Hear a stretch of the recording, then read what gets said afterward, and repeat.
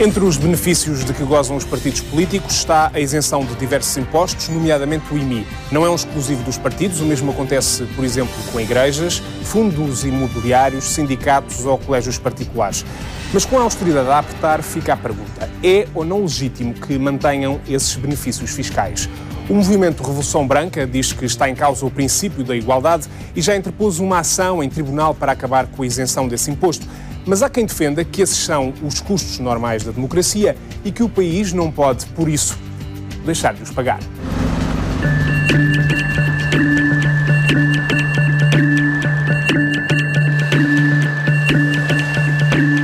Não pagam IMI, não pagam imposto de selo, não pagam imposto sobre as sucessões e doações, nem imposto automóvel. E têm direito ao reembolso do IVA nas despesas das campanhas eleitorais. O que os partidos não pagam deve ou não fazer parte da fatura do país. É o artigo 10 da Lei do Financiamento dos Partidos Políticos que está em causa. Em 8 alíneas estão todos os benefícios fiscais a que têm direito. Contra estas isenções, o movimento Revolução Branca preparou mais uma ação popular, desta vez centrada no imposto municipal sobre imóveis. As vacas, quando são magras para todos. No processo que está no Tribunal Administrativo e Fiscal de Lisboa, diz-se que o princípio constitucional da igualdade não está assegurado com a isenção de IMI para os partidos políticos.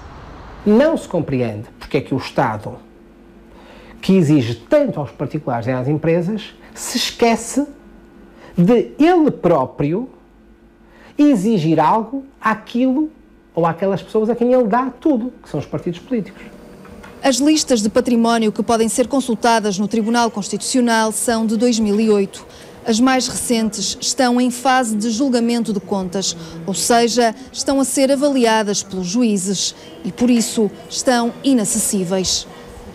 Tudo somado, o património imobiliário dos partidos ronda os 30 milhões de euros.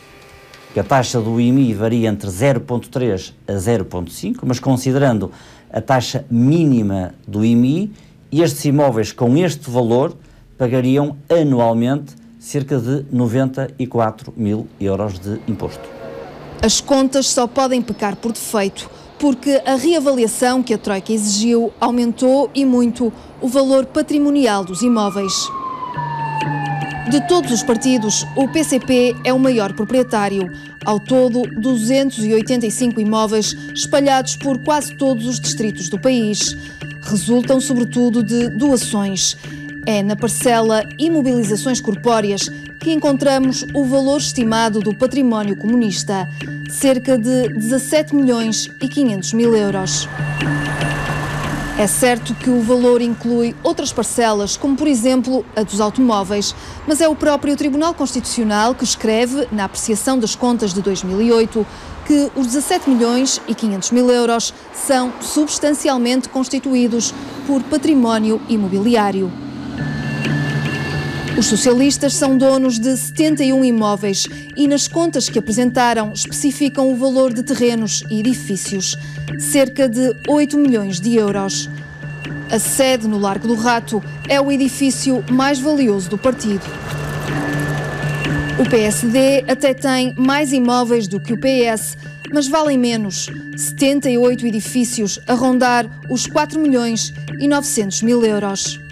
Os 3 partidos com mais património não quiseram falar das isenções fiscais. O PS recusou, o PCP não encontrou disponibilidade na agenda e o PSD não respondeu ao pedido de entrevista do 6 às 9. No mapa do património, o Bloco de Esquerda é o que tem menos edifícios. Apenas um, que vale quase 666 mil euros. É a sede do partido em Lisboa.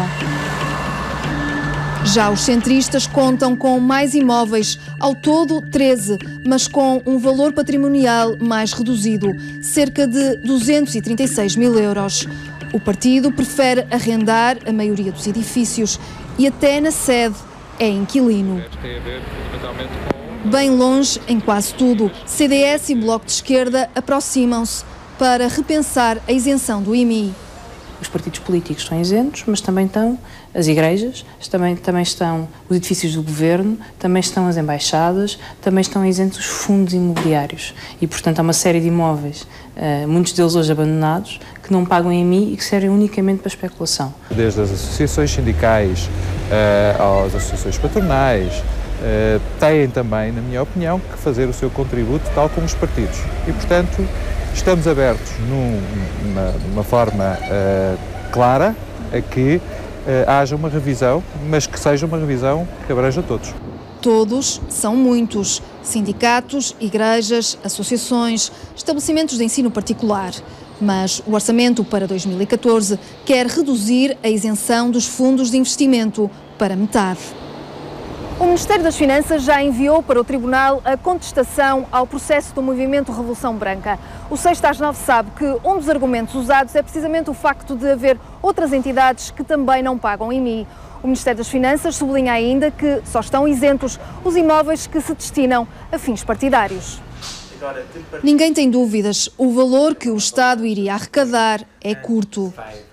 Não atacávamos problema nenhum e íamos apenas, de uma forma um bocado panfletista, se for esse o termo, taxar imóveis de entidades que são cruciais para a manutenção do sistema democrático. Não faz sentido absolutamente nenhum manter a isenção para os partidos políticos e exigir-se a pequenos contribuintes o aumento do IRS e o pagamento em simultâneo de impostos que oneram a sua propriedade. Mas há outras contas que é preciso fazer.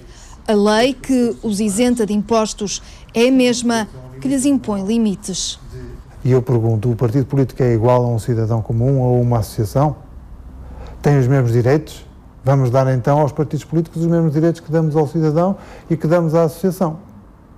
Nomeadamente o direito de poder ter os seus rendimentos, a título gratuito ou não. E isso não é possível, isso vai dar asa às corrupções, vai dar asa à falta de transparência, etc. É sobre tudo isto que o Tribunal Administrativo e Fiscal de Lisboa vai decidir.